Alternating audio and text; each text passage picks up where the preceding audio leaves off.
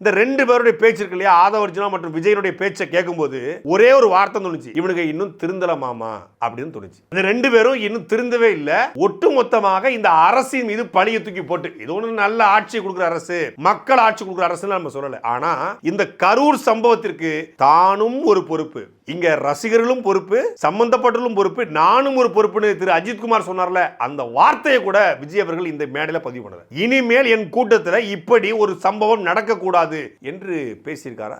இந்த பொதுக்குழு கூட்டத்துக்கு வரக்கூடிய பெண்களுக்கு தண்ணீர், கூட்டத்துக்கு வரக்கூடிய பெண்களுக்கு என்று மொபைல் டாய்லெட் வைக்கப்படும். இனி நம்முடைய கூட்டம் திறந்த வெளியில எல்லா மக்களுக்கும் பாதுகாப்பா நடக்கும். ஒரு வார்த்தை பேசல. அதை விட்டுட்டு ஆதவர்ஜுனா இவருக்கு புகழ்ந்து பேச, இவர் அரசியத்து கேள்வி கேட்க, மக்கள் இயக்கமாக இதுவரைக்கும் ஒரு இருந்தார்களாம், அவங்களுக்கு வந்து புரட்சிகர இயக்கமாக மாற தெரியுமா? முடிஞ்சா எங்க தலைவமலை கை வச்சு பாடுறா, முடிஞ்சா தூக்கி பாடுறா, முடிஞ்சா அவுத்து பாடுறா, முடிஞ்சா இது பண்ணி பாடுறா அப்படின்னு சினிமால கிளைமாக்ஸ்ல உட்கார்ந்து ஹைப் ஏத்துவாங்கல்ல.